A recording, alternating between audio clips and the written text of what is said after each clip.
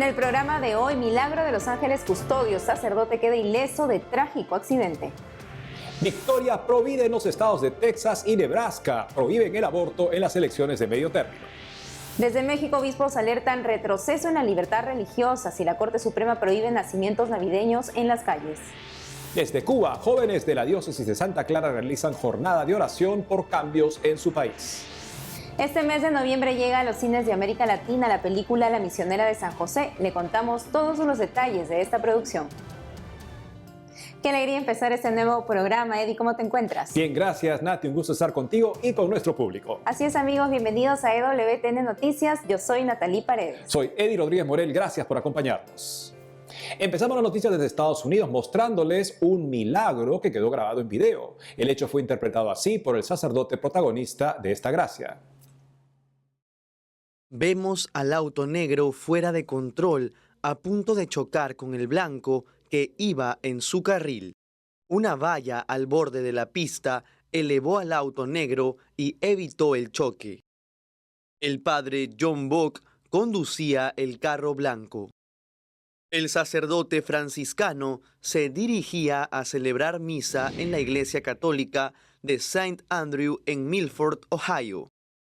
Eran cerca de las 8:40 am cuando ocurrió el accidente. El sacerdote declaró que el joven que conducía el otro automóvil tuvo una convulsión mientras estaba al volante y se desmayó.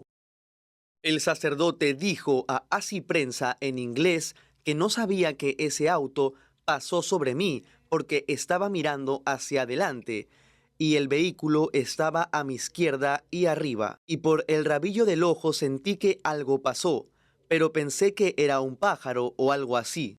El franciscano de 87 años agregó: uno de los misterios es que fuera la fiesta del 2 de octubre, Día de los Ángeles Custodios.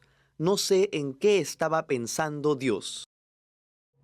En las elecciones de medio tiempo en los Estados Unidos esta semana, en diversas ciudades de Texas y Nebraska quedó protegida la vida del niño por nacer. Conozcamos aquí cuáles son esos lugares que se han ganado el apelativo de ciudades santuarios del niño por nacer.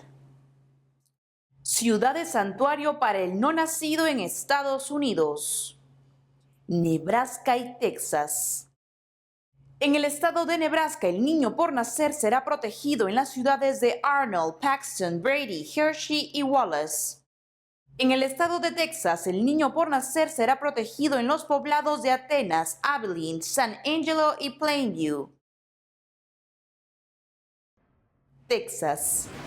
En el sur de Estados Unidos, 4 de sus ciudades le dijeron sí a la vida durante las elecciones intermedias del 8 de noviembre, entre ellas Atenas. En las recientes elecciones votaron en mayoría a favor de una ordenanza que prohíbe el aborto dentro de los límites de su ciudad. Esta dice así: ordenanza que prohíbe el aborto, declarando a Atenas ciudad santuario para los no nacidos, haciendo varias disposiciones y conclusiones, estipulando la severidad y estableciendo una fecha de vigencia. Los resultados fueron 58% a favor de la ordenanza y 42% en contra, una diferencia de 16 puntos. Las medidas que prohíben el aborto se replican en las ciudades de Abilene, San Angelo y Plainview, Texas. Estas declaran que el aborto es un asesinato, prohíbe la apertura de centros abortistas, no castiga a las mujeres que intenten realizar estas prácticas. Nebraska. También protege la vida desde el vientre materno. 5 de sus municipios dijeron no al aborto en las elecciones intermedias. 60% de estadounidenses votaron a favor de una ordenanza que prohibirá el aborto dentro de su territorio. Solo el 40% estuvo en contra. La mayoría de electores en Arnold votó a favor de la vida del niño por nacer. La boleta electoral preguntaba al ciudadano: ¿debe el pueblo de Arnold adoptar una ordenanza que prohíbe el aborto, declarándolo un santuario para los no nacidos, haciendo varias cláusulas y determinaciones, contemplando la severidad y fijando una fecha de entrada en vigor? Sí, no. En Nebraska, la única comunidad que no aprobó la ordenanza fue Curtis. Según sanctuarycitiesfortheunborn.org, 61 ciudades de Estados Unidos aprobaron ordenanzas que prohíben el aborto dentro de sus límites urbanos, luego de las elecciones del 8 de noviembre. La doctora Gracie Pozzo Cristi, consejera de políticas de The Catholic Association, habló con EWTN Noticias sobre la votación a favor de la vida en Texas y Nebraska, en contraste con 5 estados en los cuales aprobaron las propuestas abortistas. Escuchemos. Hay lugares donde entre hombres y mujeres de buen corazón se van moviendo estos temas de solidaridad, de compasión, y que sí se consiguen victorias grandes. O sea, ya son más de 50 ciudades en Estados Unidos que se han declarado santuarios contra el aborto. O sea, que en esas ciudades no se eliminan a los niños prenacidos. Es algo bellísimo, en verdad. Todos deberíamos estar en esta lucha siempre para defender a los bebés en nuestras casas, en nuestros hogares, con nuestras familias, en nuestras calles, con los vecinos, con el trabajo. Y qué lindo que se han organizado en estas ciudades los hombres y mujeres de buen corazón y han llevado a cabo estos santuarios. Me encanta. Nos vamos a México. Ahí el recién llegado nuncio apostólico Joseph Spiteri tuvo su primer encuentro con los obispos del país. Les advirtió que la división es el reino del diablo y que solo donde se experimenta la comunión con la debida sencillez las personas pueden encontrar a Dios. Más noticias de la Iglesia Católica en México con nuestro corresponsal Diego López Colín. Desde la sede de la Conferencia del Episcopado Mexicano en el Estado de México, los obispos alertaron de una regresión en la práctica religiosa y también de los derechos humanos.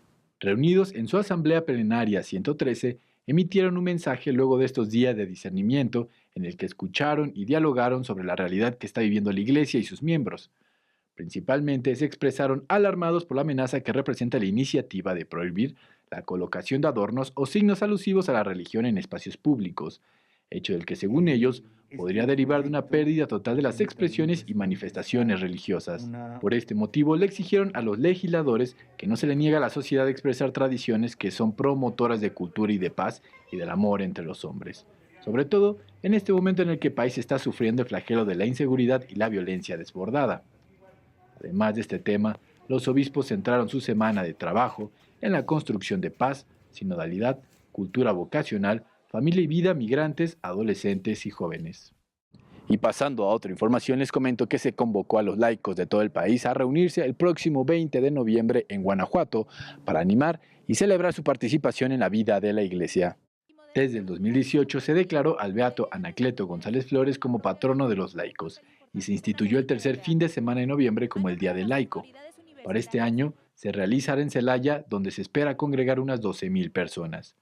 El programa incluye diferentes momentos de animación, oración, exposición del Santísimo, conferencias y paneles de diálogo inspirados en el pensar y actuar del joven mártir. Ese mismo domingo 20 de noviembre también se tendrá presente la Jornada Nacional de Oración por la Paz en México, por lo que en la celebración de la Eucaristía se pedirá a Dios que ayude a los mexicanos a erradicar la impunidad y la corrupción del sistema judicial. Y para finalizar les comento que se dio a conocer que miembros del Instituto Nacional de Migración y de la Policía Estatal ingresaron a la parroquia de Santo Domingo de Guzmán en Chiapas para privar de su libertad a migrantes que se encontraban resguardados en ese templo. La Dimensión de Movilidad Humana de la Iglesia Católica denunció los hechos y pidió que las autoridades correspondientes garanticen que estas acciones de hostigamiento y perturbación de las actividades humanitarias no se vuelvan a repetir. Al mismo tiempo, se solicitó que se investigue a los servidores públicos involucrados por uso excesivo de la fuerza. Finalmente, la pastoral recordó que los católicos del país llevan más de 20 años acogiendo, protegiendo, integrando y promoviendo a las personas migrantes, asumiendo la responsabilidad del Estado, por lo que lamentaron que la respuesta ante la labor humanitaria sea de ataque. Reportó para EWTN Noticias, Diego López. Esta mañana el Papa Francisco recibió en el Vaticano al polémico sacerdote jesuita James Martin. El presbítero es conocido por apoyar a los grupos LGBTQ, siglas que se usan para definir al colectivo de lesbianas, gays, bisexuales, transexuales y queer. Por Twitter, el padre James Martin expresó que se sintió profundamente agradecido por encontrarse con el Papa en el Palacio Apostólico esta mañana durante 45 minutos. En su mensaje también dijo que hablaron de las alegrías y las esperanzas, las penas y las angustias de los católicos LGBTQ. Fue un encuentro cálido, inspirador y alentador que nunca olvidaré. Hasta el cierre de esta edición, el Vaticano no informó detalles del contenido de la audiencia debido a que fue un encuentro privado. La Corte Suprema de Justicia de Chile ratificó hace unos días la anulación del proceso al obispo emérito de la diócesis de Punta de Arenas, Monseñor Bernardo Bastres. El prelado fue incluido en octubre de este año en el juicio acusado por encubrimiento del secuestro de Ricardo Jarex, de 17 años. El hecho ocurrió en el 2001. Según la justicia chilena, no se encontró suficientes antecedentes para justificar el delito base, el secuestro del joven ni la participación de los acusados. Tras el veredicto, en un comunicado, Monseñor Bastres, en primer lugar, recuerda a la familia de la víctima. Han vivido un calvario, expresa. Lamentó que la investigación realizada por las autoridades despertara esperanzas para finalmente no determinar el delito ni los posibles responsables. Todos los primeros jueves del mes, los jóvenes de la diócesis de Santa Clara en Cuba realizan una jornada de oración por el país. La iglesia Nuestra Señora del Carmen es la sede de este evento. Para darnos más detalles de la reciente jornada del 3 de noviembre, estamos en conexión con el diácono Michael Gómez de la parroquia Nuestra Señora del Carmen. ¿Cómo surgen las jornadas de oración por Cuba? Las jornadas de oración por Cuba surgen a raíz de los acontecimientos del 11 de julio del año 2021. Específicamente en la diócesis de Santa Clara, hace algún tiempo, pues se han retomado estas oraciones y se celebran en cada uno de los templos de la ciudad indistintamente. Esta oración es preparada precisamente por los animadores juveniles y sus grupos juveniles, según su creatividad.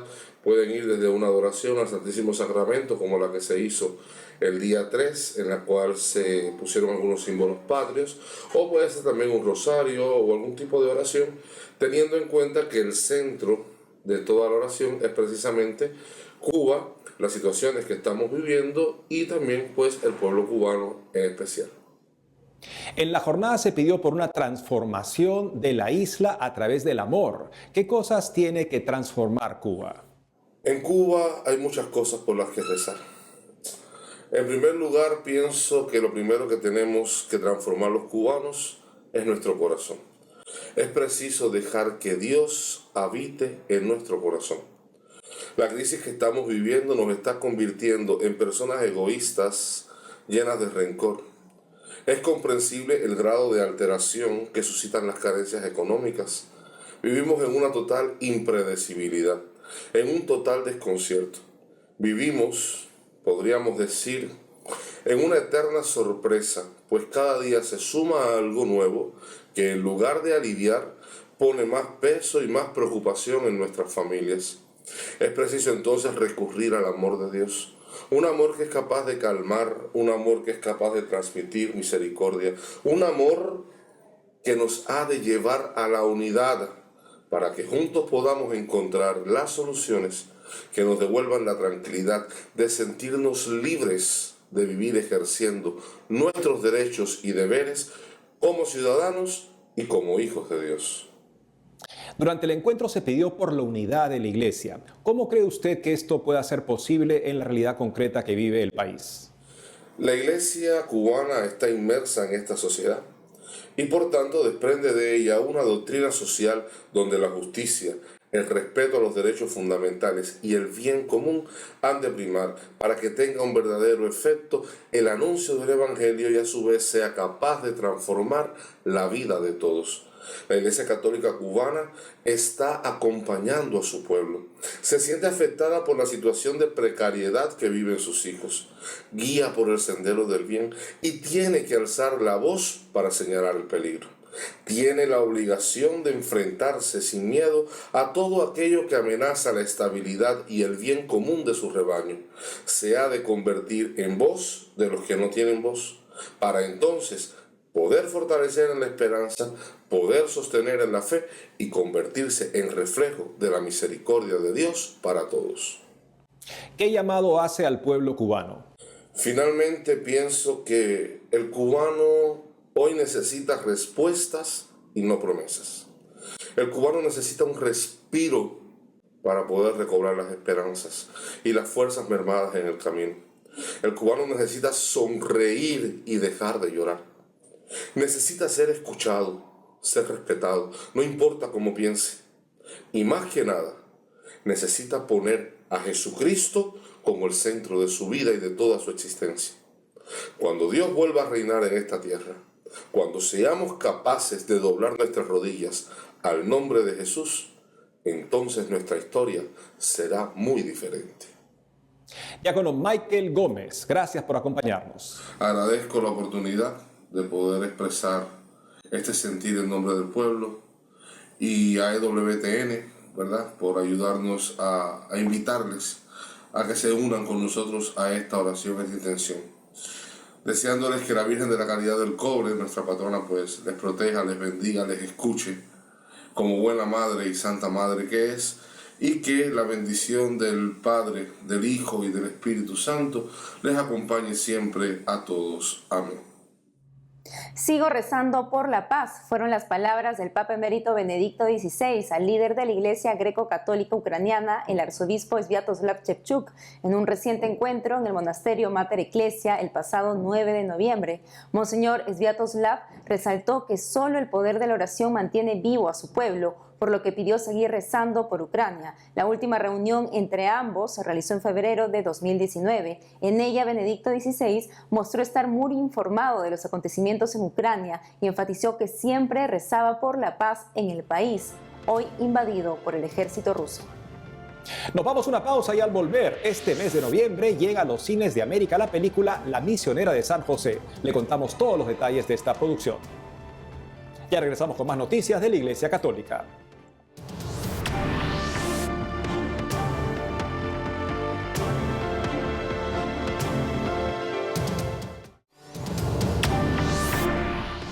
Ahora tenemos una excelente noticia para los amantes del cine católico. La película La Misionera de San José, un film producido por Goya Producciones con gran éxito en su estreno en Europa y Centroamérica, llega este mes de noviembre a más países de América. Para dar más detalles, estamos conectados con Gaby Jacoba, fundadora del exitoso Festival Internacional de Cine Católico, y con la madre Victoria Montoya de San José, del equipo de producción. Es un gusto tenerlas en EWTN Noticias. Madre Victoria, ¿por qué escogieron hacer una película sobre la beata Petra de San José? Bueno, Natalie, esto es siento yo que es del Espíritu de Dios que insinuó a nuestras directivas en la congregación poder mostrar al mundo lo que ha hecho la Madre Petra, lo que el Señor le insinuó también, y a través de San José, cómo fue plasmando ella el amor que había en su ser hacia los pobres. Entonces la congregación, con el fin de que ella fuera conocida y ya en miras a su canonización, creo que ha sido un momento acertado pensar en una película. Además, los medios ahora digitales y visuales, audiovisuales, traen como una nueva propuesta a los jóvenes y a la gente en general. Para el cine es también introducir una película católica, también es una bendición. Así que un aporte congregacional con una vida tan extraordinaria viene muy bien. Así es. Gaby, ¿y en qué países se ha estrenado este film y cómo ha sido la acogida? Bueno, el estreno ya se estrenó en todo Centroamérica y de verdad, bueno, pues hay muchos frutos, hay mucha gente pues inspirada por esta gran vida de esta mujer apasionante que su vida pues nos enseña, ¿no? Cómo cuando nos ponemos en manos de Dios, pues Dios hace cosas maravillosas. Así que ya se estrenó en Centroamérica y estas próximas semanas pues hay estreno en México, Perú y Colombia y otros países próximamente. Madre Victoria, ¿qué pasajes de la vida de la beata Petra de San José se muestran en la película? Bueno, la película inicia con el robo de los restos de la beata Madre Petra de San José. Ella muere en el año 1906, sus restos son enterrados en el cementerio Montjuïc en Barcelona, En el 1936, la guerra española, se roban los restos de la madre Petra, los entierran en un campo de Putzol en Valencia, España, y ahí reposan esos restos hasta el año 1983, donde por testimonio de una religiosa sierva de Jesús que escuchó atentamente como un comentario que le hizo un masón a punto de morir, que le decía lo que había hecho cuando era joven. Entonces ella cuenta esa historia, ya recogemos los restos. La congregación sabe dónde están los restos. Y fue una cosa maravillosa porque esos restos, después de casi 50 años, estaban intactos, y eso que tenían contacto con la tierra y todo. En esa trama y alrededor de esa trama se desarrolla la vida de la madre Petra, de joven, cómo ella deja su juventud, su posible matrimonio, el novio que tenía, lo deja ella para iniciar un nuevo estilo de vida al lado de los pobres. Y después la tercera trama es toda la experiencia de San José. La vida de San José en la vida de ella la ha marcado totalmente, y ella quiso dejar ese signo josefino para la humanidad. Voy a decir que si Santa Teresa en la Edad Media era una gran seguidora de San José, cuanto más Madre Petra en el siglo XIX, motivadora de la devoción de San José. Gaby, ¿nos podrías recordar las fechas de estreno en los países de América Latina? Claro que sí, bueno, pues estamos con este próximo estreno en México, en todo México, este próximo 17 de noviembre. Está súper esperada la película, con varias premiers, pero el estreno en Cinemex es el 17, a partir del 17 de noviembre. Y el 24 de noviembre llega también ya a Perú, a Cinemar, a nuestro querido Perú, ya también a Colombia el mismo 24. Y en enero se estrena en Estados Unidos, Ecuador y otros países faltantes de Latinoamérica. Así que invitamos a toda la comunidad del festival y a toda la familia de WTN a vivir esta vida que realmente los inspirará y los llenará del amor y la esperanza de Dios. Bueno, Madre Victoria Montoya de San José y Gaby Jacoba, gracias por la entrevista. Nada, con mucho gusto, con mucho cariño. Con todo amor para nuestra familia de WTN. Nos vemos en el cine. Ahora noticias de la Iglesia en Perú. La presidencia de la Conferencia Episcopal Peruana, liderada por el arzobispo Miguel Cabrejos, recibió este jueves al presidente Pedro Castillo, acusado de corrupción. El encuentro fue en la sede del episcopado en el mismo día en que algunos grupos de izquierda realizaban una marcha denominada Toma de Lima a favor de Castillo. El presidente Castillo tiene 6 investigaciones y una denuncia constitucional, acusado de corrupción y de liderar una organización criminal. La oficina de prensa de la Conferencia Episcopal informó que la reunión con el presidente Castillo y sus ministros se trata de una tradición de diálogo institucional entre el Estado peruano y la Iglesia Católica que se ha mantenido con todos los presidentes del Perú.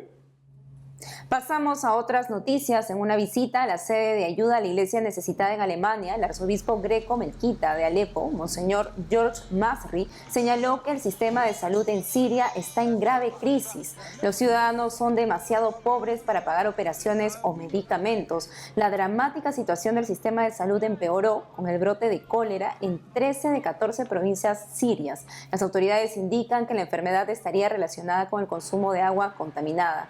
Esto ocurre en el marco de la Jornada Mundial de los Pobres 2022, que se celebra este domingo 13 de noviembre. Una escultura titulada Refugio, recientemente bendecida por el Papa, sintetiza la intención de la jornada de este domingo. Veamos. La escultura es de bronce, tiene un tamaño natural y muestra la figura de una persona sin hogar, cubierta por una manta, que está estirando una paloma en vuelo. La escultura Refugio promueve la campaña de las 13 casas de la familia vicenciana para dar ayuda material y espiritual a las personas que sufren la falta de hogar en todo el mundo. La pieza es obra del artista canadiense Timothy Schmalz. El artista dijo a EWTN News Nightly que su creación fue inspirada en Isaías 58, donde se habla del ayuno para vestir al desnudo. Me encanta esta pieza, es impactante. Cuando la ves es fenomenal porque tienes a una persona sin hogar cubierta por el Espíritu Santo y la tienes frente a ti en 3 dimensiones. El artista también contó que tardó un año en crear esta escultura. Hoy el Papa Francisco bendijo mi nueva escultura que celebra el miércoles antes del Día Mundial de los Pobres. La idea de que es nuestro deber espiritual ayudarlos. Es un día increíble. La Jornada Mundial de los Pobres fue instituida por el Papa Francisco en su carta apostólica Misericordia et Misera del 20 de noviembre de 2016. Desde 2017, cada año se recuerda la Jornada Mundial de los Pobres, el 33º domingo del tiempo ordinario. Y eso es todo por hoy, amigos. Gracias por haber estado con nosotros. Ya saben que pueden seguirnos en nuestras redes sociales y en ewtnnoticias.com. Hasta pronto.